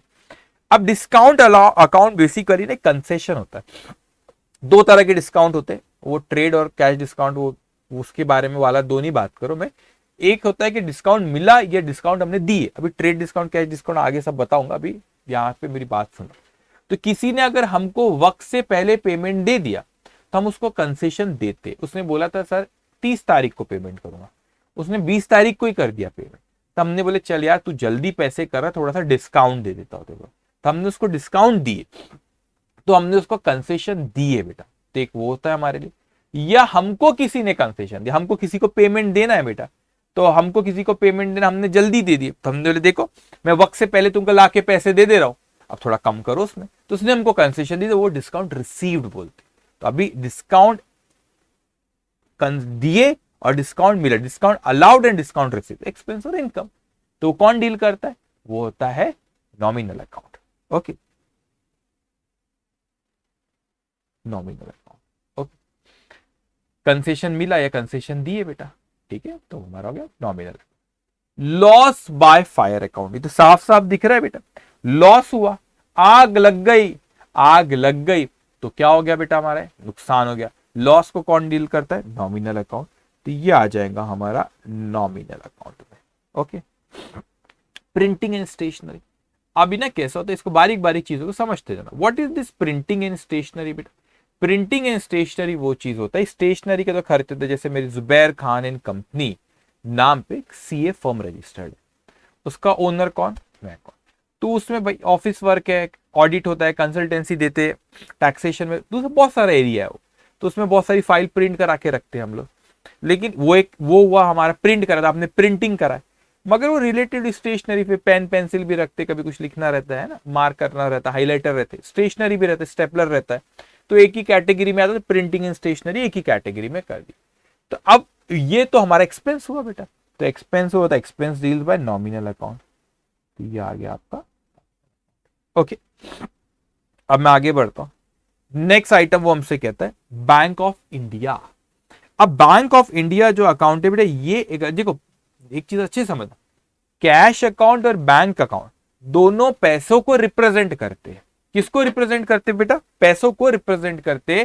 कैश अकाउंट और बैंक अकाउंट दोनों पैसों को रिप्रेजेंट कर रहे हैं, ठीक है। अब वो पैसों को रिप्रेजेंट कर रहे हैं बेटा हमने यहाँ पे, लेकिन कैश अकाउंट हमारे पास फिजिकल फॉर्म में होता है, और बैंक में हमारा खाता है, मतलब हम बैंक के थ्रू पे करते, बैंक के थ्रू पे कर रहे, तो वो कैश हमारे पास फिजिकली नहीं है। तो कैश हमारे पास जो फिजिकल रहती है कैश अकाउंट, वो रियल अकाउंट होता है, फिजिकल हमारे पास है, ठीक है। लेकिन जो हमारे पास बैंक में अगर कोई अकाउंट ओपन, तो बैंक के थ्रू आप पे कर रहे हो, तो बैंक एक पार्टी है, तो बैंक पर्सनल अकाउंट होता है, और कैश रियल। कई बच्चे कंफ्यूज हो जाते हैं, तो कैश अकाउंट जो है बैंक है, दोनों तो पैसों को ही रिप्रेजेंट कर रहे हैं। फर्क है बेटा, कैश हमारे पास फिजिकली, तो दैट्स अ रियल अकाउंट, और जो हमारे पास बैंक है उसके थ्रू अपन किसी को पैसा दे, तो बैंक एक पार्टी है, तो वो पर्सनल अकाउंट होता है। वो कौन सा अकाउंट होता है? पर्सनल अकाउंट होता है। ओके ओके, अब यहां पे bank of India, bank of India account मतलब बैंक ऑफ इंडिया में हमारा खाता है, और बैंक ऑफ इंडिया एक पार्टी है, इसीलिए कौन सा अकाउंट है बेटा? Personal account. Okay, mister Banerjee, ये बैनर्जी कौन है? वो इंसान है, तो इंसान है, पर्सन है, person deal by personal account, ये पर्सनल अकाउंट है। Okay, ABC partnership form account, मैंने आपको बताया था, पर्सन जरूरी नहीं कि नेचुरल पर्सन हो, जैसे बैंक है, ये कोई नेचुरल पर्सन नहीं, ये एबीसी पार्टनरशिप फॉर्म कोई ये नेचुरल पर्सन नहीं है बेटा। ये कौन सा? ये तो कोई आर्टिफिशियल पर्सन है, वो आपकी और मेरी तरह बात नहीं कर सकता, चल नहीं सकता, लेकिन वो क्या है? वो एक आर्टिफिशियल पर्सन है, उसकी भी अपनी अकाउंटिंग में एक आइडेंटिटी, उसको सेपरेट एक आदमी मानते, वो एक पर्सन मानते, वो नेचुरल पर्सन है, वो आर्टिफिशियल पर्सन। तो आप अगर यहां पे देखोगे तीनों आइटम में बेटा, ये तीनों मैंने पर्सनल अकाउंट लिखा है यहां पे, लेकिन ये नेचुरल पर्सन है मिस्टर बैनर्जी, और ये बैंक ऑफ इंडिया और एबीसी पार्टनरशिप फर्म के साथ हमारे कोई ट्रांजेक्शन हुई, तो वो एक पार्टी है, पर्सन है, वो पर्सनल अकाउंट। कौन सा पर्सन? Artificial person. अकाउंट में उसकी भी एक आइडेंटिटी होती है। अब बिल्डिंग अकाउंट, ये प्रॉपर्टी हो गई बेटा, तो ये कौन सा अकाउंट हो गया बच्चों? Real account. अब इन्वेस्टमेंट अकाउंट को थोड़ा सा समझना बेटा, कुछ बच्चे कंफ्यूज हो सकते हैं। इन्वेस्टमेंट अकाउंट को भी रियल अकाउंट कहते हैं। अभी क्यों रियल अकाउंट कहते हैं उसको थोड़ा सा सुन लेना बेटा। अगर आपके पास कोई एक्सेस पैसा रखा हुआ है, एक्सेस पैसा रखा हुआ है, तो उस एक्सेस पैसे को हम लोग क्या करते बेटा, उस एक्सेस पैसे को हम लोग कहीं लगा देते, कोई कंपनी के शेयर्स खरीद लेते, किसी के डिबेंचर्स खरीद लेते, किसी कंपनी, तो हमने अपने पैसे को लगा दिया कहीं पे, कहीं इन्वेस्ट कर दिया। अब जो आपने इन्वेस्ट करे, शेयर्स खरीदे कोई कंपनी के सॉरी कोई कंपनी के शेयर्स खरीदे, कोई कंपनी के डिबेंचर्स हमने खरीद लिए बेटा, ओके, तो कोई कंपनी के शेयर्स खरीदे, कोई कंपनी के डिबेंचर्स आपने खरीद लिए बेटा, वो तो आपने कैश एक्सेस थी, वही कैश से आपने शेयर्स डिबेंचर कोई कंपनी के खरीद लिए। अब जब चाहो आप वो शेयर्स बेच सकते हो बेटा, तो कैश ही थी जो आप जब चाहे फिर कैश में उसको आप कन्वर्ट कर दोगे, कैश ही आपने वहां पर लगाए, इसीलिए इन्वेस्टमेंट अकाउंट को भी हम लोग रियल अकाउंट ही कहते हैं। ओके, तो यहां पे ये हमारा कितने इतने को इतने आपके पास ये आपकी बुक होंगी बेटा, ठीक है, ये आपके जो नोट्स है इसमें भी ऐसे ही पॉइंट है ना, हाँ ऐसे ही सारे, तो ये आपके पास जो बेटा यहाँ पे आपने देखे, कल हमने क्वेश्चन नंबर 1 किए, क्वेश्चन नंबर, ये आपकी बुक है जो आपके पास है, question number 2 classification of account, question number 3 हमने अभी करे बेटा। ओके, अब आता हूं मैं क्वेश्चन नंबर 4, वो भी ओके, अब आता हूं मैं क्वेश्चन नंबर 4 पे बेटा, ठीक है। अभी क्वेश्चन नंबर 4 आप चाहो तो आपके जो नोटबुक आपने खरीदे होंगे उसमें भी लिख सकते हो, ए आप ऐसे भी लिख सकते हो यहाँ पे कि ये अकाउंट पर्सनल है, रियल है कि नॉमिनल है, ऐसे आप यहाँ पर भी लिख सकते हो, ठीक है। और आप जैसे ऊपर के क्वेश्चन का तो उसका यहाँ पर भी लिख सकते थे आप यहाँ पे। ओके, अब मैं आता हूँ यहाँ पे एक एक पर, आप चाहो तो अपने इसमें भी लिख सकते हो, टाइम ना वेस्ट करते, फटाफट हो जाएंगे, ठीक है। समझना इंपॉर्टेंट, अगर आपको लगता है नहीं नोटबुक में बराबर सीक्वेंस पे लिखते, वहां पे लिखो ए पॉइंट बी पॉइंट ऐसे करके लिख लो वहां, ठीक है। अब आते हैं हम लोग क्वेश्चन नंबर 4 पे बेटा, classify the following accounts into personal, real and nominal. अपने को क्लासीफाई इसको करना है, किसमें क्लासीफाई करना है, पर्सनल, रियल है कि नॉमिनल, उसी तरह बेटा। ओके, अब आते हैं पहला अकाउंट। अब मेरे को बताओ, अब आपको फटफट आना चाहिए, हमेशा पहले क्वेश्चन में समय लगता है और दूसरे क्वेश्चन में उतना वक्त नहीं लगता। तो कैश अकाउंट है बेटा, वो कौन सा अकाउंट है, real account. Okay, wages expenses है, कौन सा अकाउंट है, नॉमिनल अकाउंट है। ये अब आप साथ साथ में आप भी करो, आप भी खुद पहले सोचिए, बिल्डिंग आप खुद ने पहले सोचना, फिर देखना आपने क्रॉस चेक करना कि जो मैं जो बोल रहा हूं उस वैसे आप भी बोल रहे हो कि नहीं, सही है कि नहीं। बिल्डिंग, अरे ये तो property deals by real account, तो ये रियल अकाउंट है बेटा। कैलकाटा ट्रांसवे कंपनी, कोई कंपनी है बेटा, तो आर्टिफिशियल पर्सन है, तो आर्टिफिशियल पर्सन है मतलब ये कौन सा अकाउंट है बेटा, personal account. Okay, East Bengal club, club ये कोई ऑर्गेनाइजेशन, ये कोई, तो कौन सा artificial person, deals by personal account, ठीक है। रेंट, रेंट क्या होता है, खर्चा, आपको किसी ने बेनिफिट दिया, आप उसने बोला कि आप इसको यूज कर लो, इतनी जगह का आपने यूज करे बेटा, और अगर आपने यूज करे बेटा तो फिर क्या होगा आपको, वो आपने यूज करे उसको तो फिर क्या होगा आपको, उसके लिए रेंट, आप एक्सपेंस पे करते हो, आपके लिए खर्चा है, आपको बेनिफिट मिला था, ये expensive. Okay, capital account, sorry expenses मतलब expenses deals by nominal account. Okay, अब कैपिटल अकाउंट है बेटा, तो कैपिटल अकाउंट है, तो कैपिटल अकाउंट किसका, ओनर का, ओनर कौन है, person, person deal by personal account, ठीक, कौन सा अकाउंट हो गया बच्चों, पर्सनल अकाउंट। ओके, उसके बाद यहां पे ड्रॉइंग्स, ड्रॉइंग्स किसका अकाउंट है बेटा, ओनर का, ओनर कौन है, पर्सन। आपको बताया कि ओनर की अकाउंट है कैपिटल और ड्रॉइंग्स, तो भी उसको अलग क्यों बनाते हैं, पर्सनल अकाउंट। इंटरेस्ट, इंटरेस्ट आया पिछले क्वेश्चन में भी, आपने लोन लिए तो इंटरेस्ट देंगे, किसी को लोन दिए तो इंटरेस्ट मिलेगा बेटा। ओके, तो ये कौन सा अकाउंट, एक्सपेंस हो सकता है या इनकम होगा, नॉमिनल अकाउंट। ट्रेडमार्क, ट्रेडमार्क तो एक सिंबल होता है, उससे आइडेंटिटी पता चलता है, डोमिनोज जाते हैं तो एक ट्रस्ट होता है उस पर, तो ट्रेडमार्क होता है बेटा, तो इंटेंजिबल एसेट है, दिखती तो नहीं, ट्रेडमार्क मतलब आपको मतलब फिजिकली कोई ऐसा कोई बहुत बड़ी चीज नहीं है, ट्रेडमार्क आप रजिस्टर्ड कराते हो, और वो जो ट्रेडमार्क आपने रजिस्टर्ड कराया बेटा वो एक नॉर्मल पेज पे उसका मगर अपनी वैल्यू है, तो इसका एक बहुत बड़ा फिजिकल फॉर्म में तो नहीं है, लेकिन उसको हमको बिजनेस में हेल्प करता है, तो ट्रेडमार्क से इंटेंजिबल एसेट, ठीक है। तो ये कौन सा अकाउंट है बेटा, रियल अकाउंट। होता है ना, आपको लोगो देखते हो, कोई आपने वो देखे वर्ड कोई रहता है, जैसे KFC लिखा रहता है, डोमिनोज रहता है, उसका स्टाइल रहता है लिखने का, तो वो रजिस्टर्ड होता है। ऐसा नहीं कल तो डोमिनोज के सामने अपन ने अपना डोमिनोज खोल ली, है ना, न्यू डोमिनो ऐसा कर कुछ नाम दीजिए, ठीक है। तो आप ऐसे कर रहे हो तो ऐसा थोड़ी ना हो जाएगा, तो फिर वो डोमिनोज वाला केस कर देगा कि मैंने अपने नाम का ट्रेडमार्क रजिस्टर्ड कराओ, कैसे मेरा कोई नाम यूज करता है, तो वो गलत होता है। आपने कोई ट्रेडमार्क रजिस्टर्ड करा तो उसको कोई और यूज नहीं कर सकता। ऐसा नहीं कि कल आपका मूड हुआ चलो यार अपन ही डोमिनोज खोलते हैं ना, तो आपने अपने घर के सामने एक दुकान लिए, डोमिनोज का बोर्ड लगा दिए, तो केस कर देगा आपके ऊपर वो डोमिनोज वाला। तो आप ऐसा यूज नहीं कर सकते बेटा। ओके, सेकंड देखो बिल्स रिसीवेबल। तो अभी ना बिल्स रिसीवेबल में घबराना मत, क्या है अभी नेक्स्ट चैप्टर है बिल्स ऑफ एक्सचेंज आपको पढ़ाऊंगा, बस अभी टाइम बिंग के लिए लिख दो।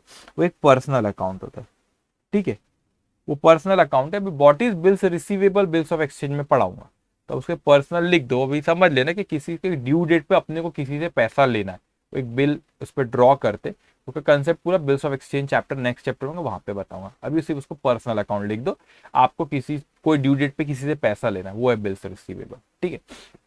You know what is dividend? कोई कंपनी के शेयर्स आप खरीदो, मैं आपको थोड़ा सा बोलता हूँ द डिफरेंस बिटवीन, आप कोई कंपनी के शेयर्स खरीदो, कोई कंपनी के डिबेंचर खरीदो। जब आप कोई कंपनी के शेयर्स खरीदते तो आप उस कंपनी के मालिक होते, भले छोटे से मालिक हो, जितना शेयर्स खरीदे उतने ही मालिक हो आप बस। तो कंपनी अगर प्रॉफिट होता है तो कंपनी आपको उस प्रॉफिट में से कोई हिस्सा देती है, उसको हम डिविडेंड कहते हैं। उसको हम क्या कहते हैं बेटा? डिविडेंड।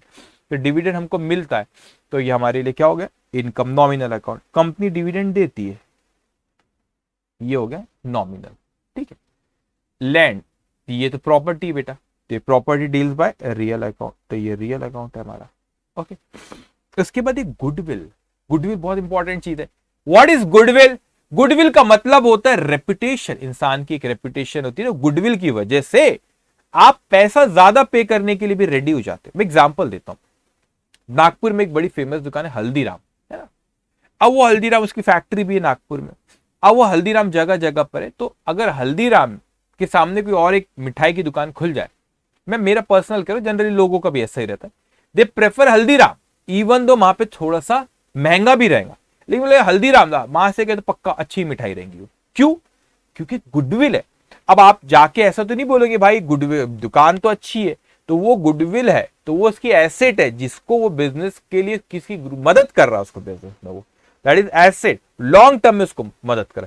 तो गुडविल ऐसा तो नहीं होता, हल्दीराम वाला जब घर जाता है तो ऐसा नहीं बोलता चलो यार एक काम करो बैग में आधा किलो गुडविल रख दो, आज रेपुटेशन लेके घर पे एंट्री करता हूं। अरे भाई वो दिखती नहीं है वो चीज, फिजिकल फॉर्म में नहीं, लेकिन उसका प्रेजेंस है। बोलेंगे सर तो जादू टाइप की बातें हो गई। फिजिकल फॉर्म में नहीं है, लेकिन उसका एक अपना प्रेजेंस होता है, उससे बेनिफिट मिलता है, ठीक है। तो एक लॉन्ग टर्म में हमको उसका बेनिफिट मिलते जाता है, मिलते रहता है, ठीक है। That is goodwill. ये एक हमारी एसेट होती है, तो ये एसेट रियल अकाउंट हमारी इंटेंजिबल एसेट है। ओके, पेटेंट, कोई आपने इन्वेंशन करे और उस फॉर्मूले को, आपने कोई फॉर्मूला बनाए और वो फॉर्मूले को आपने रजिस्टर्ड कर लिए। अब जब वो फॉर्मूले को आपने रजिस्टर्ड कर लिए बेटा, तो क्या होगा, आपको सिर्फ आप ही उसको यूज कर सकते, कोई और यूज नहीं कर सकता, तो वो आपकी एसेट होती है, ठीक है, रियल अकाउंट। इंटेंजिबल एसेट होती है, ठीक है, फिजिकल फॉर्म में नहीं है। बैड डेट, डुबा दिया पैसा, उधारी में बेचे थे भरोसा करके, डुबा दिया, एक लॉस हो गया, तो loss deals by nominal account. Okay, bank account, bank में कोई खाता है, बार बार कह रहा हूं बैंक में कोई खाता है, तो कैश रियल है। बैंक में कोई खाता है तो बैंक जो है वो एक पर्सन, आर्टिफिशियल पर्सन है, तो पर्सनल अकाउंट रहता है। तो दोनों में फर्क हमेशा समझना बेटा। कैश हमारे पास फिजिकल फॉर्म में होती है, ठीक है। अब उसके बाद डिस्काउंट अलाउड, डिस्काउंट क्या किया बेटा आपने? अलाउ। एक और चीज कह रहा हूं कि किसी को हो जाता, अगर आप सीक्वेंस में ABCD ऐसे लिख रहे हो बाय मिस्टेक ना, ये के पॉइंट 2 बार हो गया तो कुछ नहीं होता, ठीक है, 2 बार के हो गया, कोई बात नहीं। अब उसके बाद आता है डिस्काउंट अलाउड। आपने किसी को डिस्काउंट दिए बेटा, अगर आपने किसी को डिस्काउंट दिए तो आपने कंसेशन दिए किसी, ठीक है, तो वहां पर expense that is deal bye nominal account. Interest received, अब इंटरेस्ट रिसीव्ड हुआ बेटा, इंटरेस्ट आपको रिसीव्ड हुआ, तो आपने किसी को लोन दिए होंगे तो उस पर आपको इंटरेस्ट मिला, तो इंटरेस्ट जो मिला आपको इनकम हो गई आपकी, तो इनकम हो गई, income deals by nominal account. अभी लिखा नहीं था आप, मतलब पहले तो मैंने लिखा, आपके इसमें लिखा होगा, है ना, ये ऐसे है ना पॉइंट, ये ऐसा ये है, ये सारे हो गए आपके, ठीक है। डिस्काउंट रिसीव्ड, अभी हमको डिस्काउंट किसी से मिला, कब मिला? उसने हमको कंसेशन दिया बेटा, ठीक है, तो हमारे लिए इनकम होती है which is deals by nominal account. Salary payable, outstanding salary है ना, salary payable, all are same thing. Salary payable, तो सैलरी पेबल हमको किसी को पे करना है बेटा, ठीक है, तो ये किसको है, पर्सनल अकाउंट होता है। सैलरी जो होता है वो नॉमिनल होता है, वो खर्चा है। सैलरी पेबल मतलब वो पे करना है, वी आर लाइबल टू पे। किसको पे करना है, कोई पार्टी को, that party is a person, person deal में personal account, that's why salary payable is a personal account.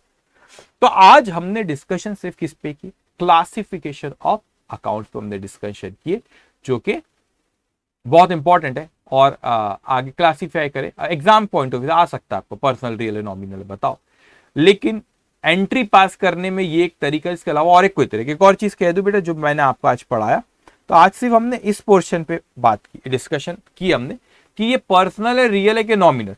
मैंने आपको अभी ये पढ़ाया ही नहीं हो बेटा, पढ़ाया ही नहीं हो कि डेबिट कब करना, क्रेडिट कब करना, उसको समय है अभी, धीरे धीरे धीरे करके एक स्टेप आगे बढ़ा रहा। तो ये जो मैंने डिस्कशन कर लिया, इसमें प्रॉब्लम नहीं हुआ, ये वाली स्लाइड पे इस पे प्रॉब्लम हुआ, पर्सनल है, रियल है कि नॉमिनल। अभी क्या करना है, डेबिट क्रेडिट, वो बात की बात, एक एक स्टेप आकर के हम आगे बढ़ेंगे। तो आज के लिए इतना ही। वो फिर कमेंट बॉक्स में कहते होमवर्क नहीं, होमवर्क नहीं, अरे होमवर्क मिलेगा, फिर जब मिलेगा तो बोलेंगे सर बहुत हो जाता है, थोड़ा सा कम दो, थोड़ा सा रखो, आपको थोड़ा सा उस लायक बना दो, फिर मैं धीरे धीरे होमवर्क भी आपको बिल्कुल बेटा मिलेगा, ठीक है। चलिए, तो आज का सेशन हमारा यहाँ पे खत्म होता है। Take care, bye bye.